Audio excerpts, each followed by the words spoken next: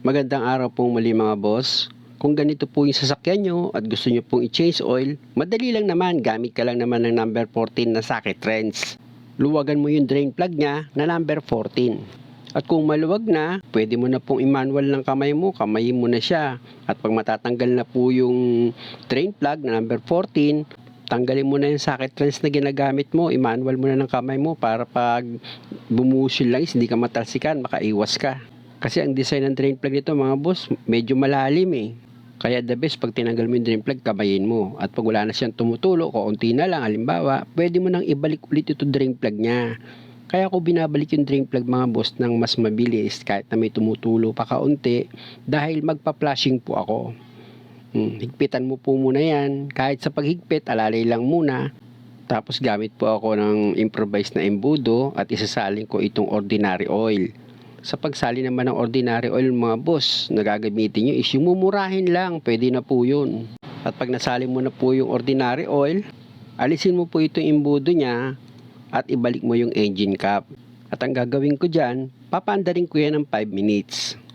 O sige, start na! Yeah. Ganun ang mong style ko pag nag-change oil ako. At doon naman sa nagsasabi na magastos daw itong ginagawa ko, wala naman pong problema dun boss. Kahit naman wag mong gayahin ito o kaya wag mo na i-change yung sasakyan mo. Wala naman akong ano sa'yo eh. Hindi naman para sa'yo itong video. Para lang po ito doon sa gustong gumawa ng ganitong klaseng pag-change oil. Hindi naman po kita pinipilit para gayahin mo yung ginagawa ko. May isip ka na. Balik na ako sa ginagawa ko. After 5 minutes, i-drain mo siya ulit. Gamitin mo ulit yung number 14 na socket wrench mo. Luwagan mo yan. Gaya ng dati, pag maluwag na, kamayin mo siya para pag maiwasan mo yung talsik ng langis, may iwas mo yung sarili mo. Matatanggal mo agad yung drain plug. At habang nagpapatulo ka ng langis, eto namang oil filter mo, gagamit ka dyan ng oil filter wrench. Luwagan mo yan mga boss. Sa pagluwag naman ng oil filter wrench, pakaliwa po or counterclockwise. Kasi minsan may nag-PM sa akin, hindi niya raw maluwagan yung oil filter. Sobra daw po sa tigas. Nung tinanong ko paano niya niluwagan, pakanan naman pala, pahigpit po yung ginawa niya. Unang-una, naintindihan ko naman po siya dahil hindi naman po talaga siya mekaniko. Kaya ito ngayon, sinasabi ko na para alam nyo na po yung paluwag at pahigpit. At pag maluwag na yung oil filter niya, kakamayin ko na po yan mga boss. Yan, gagamitan ko na siya ng kamay. Para safe na hindi bumagsak yung oil filter at hindi kumalat yung langis. Tapos pupunasan ko na itong base ng paglalagyan ko ng oil filter. Ganun lang mga gagawin nyo mga boss para sigurado po kayo na malinis po yan bago nyo ilagay yung oil filter. At pag okay na, bago nyo ilagay itong oil filter, dapat po lagyan nyo muna ng konting langis yung o-ring nya.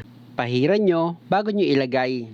Importante po kasi pwede siyang mapilipit kapag magaspang po pagpihit nyo at maaaring tumagas yung langis or magkaroon po siya ng leak. At kung hindi nyo kayang higpitan ng kamay nyo, pwede kayong gumamit ng oil filter wrench. Ayan po yung gagamitin yung panghigpit mga boss.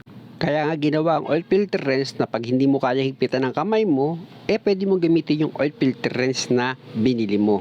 Kaya dun sa nagsasabi dapat pag hinigpitan daw yan, kamay lang, may tama ka naman. Pero kung gagamit ka naman ng common sense mo, dapat isipin mo na kung hindi kaya higpitan ng kamay nung nag-change oil, pwede nyo naman na gamitin yung oil filter wrench niya.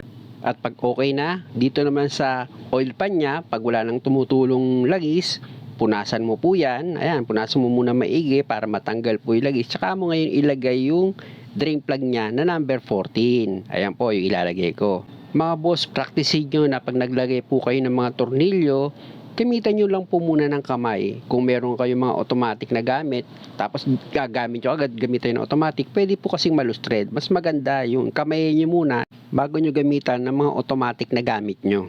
At pag nailagay nyo na yung drain plug, o gamitin nyo na ngayon itong ratchet nyo, tsaka nyo ngayon higpitan ng tama lang. Tapos balik tayo sa ibabaw ng makina, ilagay nyo ulit yung improvise nyo na imbudo, o meron po yung nakahanda na 2 galon.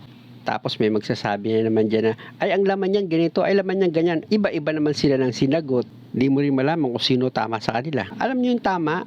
Gumamit ka ng dipstick mo. Dahil hindi ka naman sigurado sa sarili mo na yung langis na drain mo lahat. Kaya yan may dipstick, ayan ang magiging batayan mo na tama yung sukat ng langis na nilagay mo. Paandarin mo, after mo paandarin, patayin mo, tapos sukatin mo ulit. Ganun po yung gagawin nyo para sigurado kayo sa sukat ng langis na ilalagay nyo. Ang mahalaga, alam nyo kung ilan litro yung nakaprepare ng laman ng langis ng makina nyo. Yun po ang importante. Kung makikita nyo, ito lang po ang kagandahan kapag ang ginamit mong pang-flushing is yung ordinary oil, mas malinis po siya. Dahil sa dami ng chinese oil ko, walang nagsabi sa akin na magastos siya ginagawa mo. Walang nagsabi nun, karamihan natuwa. Dahil kahit na hindi ko daw ginamitan ng hangin, malinis siya. Start ko na po itong makina. Mga boss, ganun lang po at maraming salamat sa panonood. At kung maaari, huwag niyo naman pong kalimutang mag-subscribe sa channel ko. Pakipindot na rin po yung notification bell para lagi po kayong updated sa bawat video na ginagawa ko. Salamat po at hindi pa tayo tapos. Papatayin ko po itong makina para makita nyo naman na pag kulang, magdadagdag ako. At kung tama lang naman, di okay na po. Ayan, bubunutin ko po itong dipstick. Pupunasan ko po yan tapos ibabalik ko ulit. Tsaka ako ngayon huhugutin ulit para makita nyo po yung sukat niya talaga. Kung mapapansin nyo, kulang. Pero pinatining ko na yan ng 20 minutes bago ko sinukat ulit. At dahil nga po kulang, magdadagdag po ako. Ayan, tatanggalin ko itong engine cap niya. Tapos, magdadagdag po ako niyan hanggang sa makuha ko po yung tamang sukat ng langis gamit ang dipstick. Ganun lang mga boss ang style ng pagsusukat ng langis.